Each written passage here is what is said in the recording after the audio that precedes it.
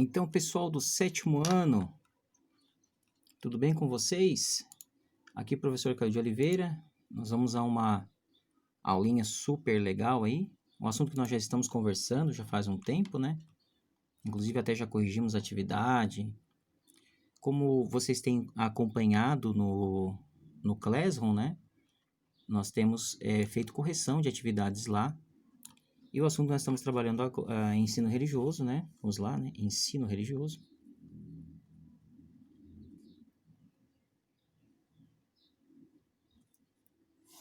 Inclusive, se você está vendo esse vídeo, significa que você está no nosso formulário da atividade da semana, né? Então, provavelmente você já deve ter visto que nós estamos trabalhando com o assunto chamado Um País e Muitos Povos, né?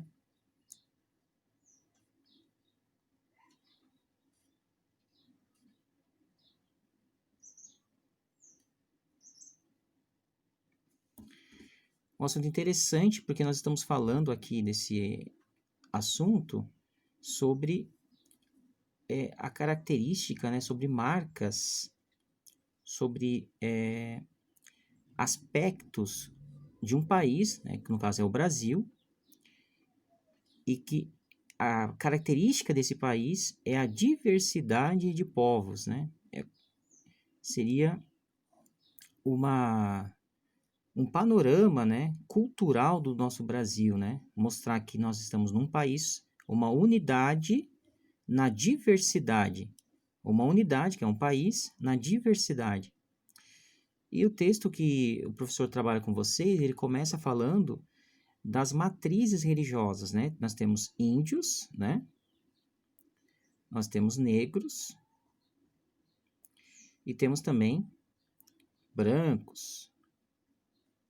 Aqui, na comunidade indígena, nós temos uma diversidade enorme no Brasil, né, de tradições indígenas. É muito comum encontrar, por exemplo, os guaranis, né? Os guaranis, eles habitavam o litoral brasileiro quando os portugueses chegaram. A gente sabe, negros, né, vieram escravizados, já falamos sobre isso em uma outra aula, né? Escravizados, sequestrados da África para trabalhar aqui no Brasil, no trabalho escravo, né? Eles também têm diversidade de tribos, né? Nos seus países de origem. E em relação aos brancos, né? Aqui nós temos, por exemplo, alemães, né? Italianos, portugueses, e vários outros, né? Então, o Brasil tem uma diversidade de povos, né? Uma unidade na diversidade. Depois de falar sobre isso, né? De apresentar, então, na cultura indígena o xamanismo, o totemismo, são tradições, né? São exemplos de contribuições dos índios para a religiosidade brasileira e dos negros, né? A questão da cultura afro, né? As religiões de origem afro, candomblé, umbanda e outras, né?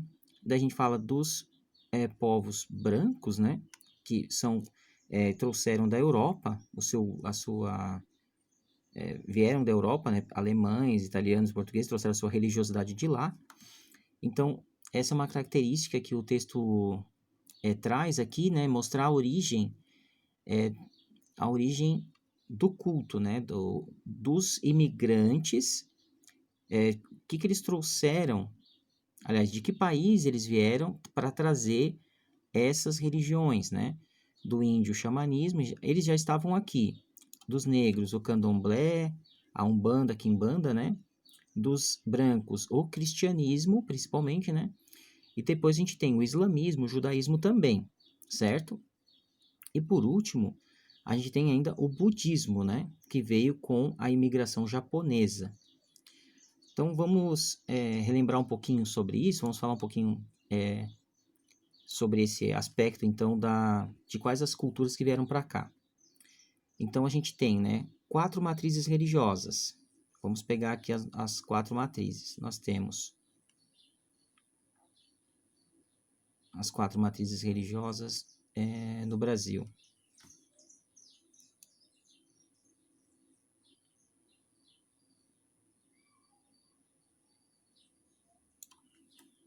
Índios, negros, brancos e depois a imigração japonesa, né? Então, dos índios, nós temos o exemplo do xamanismo.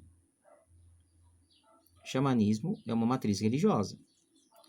Dos negros, nós temos a matriz do culto afro. Dos brancos, a gente tem a matriz do cristianismo, uma matriz religiosa. E depois, a gente ainda tem o budismo, né? Que veio com os orientais, né? Então, é uma matriz indígena, uma matriz africana, uma matriz europeia e uma matriz oriental, certo? Temos outras religiões no Brasil? Temos também. Temos o islamismo. É também Oriente, né? Só que não é o Extremo Oriente, é o Oriente Próximo, ou Oriente Médio, que a gente fala, né? Certo? Logo depois da Europa, ali já tem o Oriente Médio, né? Judaísmo, também Oriente Médio, né? São as principais matrizes religiosas que nós temos no Brasil. Então é legal destacar, né, que existem essas etnias aqui, né, indígena, africana, e que tem essas matrizes religiosas associadas a essas etnias. Em relação a povos indígenas, nós vimos os guaranis, né? Em relação aos índios, nós vimos os guaranis, mas existem outros. Os guaranis são um exemplo muito comum, né? Nós temos, por exemplo, os caigangues, nós temos os xoclen, né? Aqui em Santa Catarina, essas duas matrizes aqui, essas duas etnias são muito fortes, né? A região de Blumenau, por exemplo, tem uma reserva indígena, né? Que mais? Dá para falar sobre a origem do culto afro-brasileiro também, aqui, né? É uma origem africana. Então, isso nós falamos numa outra aula, que os negros, né? Eles foram trazidos à força mesmo. E quando eles chegavam aqui no Brasil, eles não tinham autonomia para fazer os seus cultos, né? Então, quer dizer, imagina, aqui a gente está na costa da África. Então, os navios, eles vinham da África para a costa brasileira. Aqui a gente tem o oceano, né, no meio. Então, quando eles saíam da África, vamos ver se o professor é bom de fazer barquinho. Eles saíam da África em direção ao continente brasileiro, ao continente americano, né? Muitos morriam aqui pelo caminho. Eles eram trazidos como mercadoria, né? Então, a gente está aqui na África. E quando eles chegavam aqui no Brasil, né? Eles aqui não tinham liberdade de rezar o culto deles daqui, né? Então, eles viviam como escravos e eram obrigados a prestar o culto cristão, porque o Brasil era um país cristão, né? Tinha uma religião oficial na época. A religião oficial da colônia brasileira, né, que era uma colônia portuguesa, era o cristianismo. Só que eles acabaram fazendo, mesmo assim, os seus cultos, e surgiram, então, os cultos afro-brasileiros, que é uma mistura do que tem na África com o cristianismo, né? Por isso que existem nomes, né? Por exemplo, Iemanjá é Nossa Senhora dos Navegantes, né? Como nós vimos numa aula anterior. Além da origem do culto afro-brasileiro, a gente tem ainda a imigração japonesa, então oriental, né? existe então, da tradição oriental, o budismo, né? O budismo praticado lá no Japão, principalmente, né? E para encerrar, então, o que a gente pode perceber disso tudo?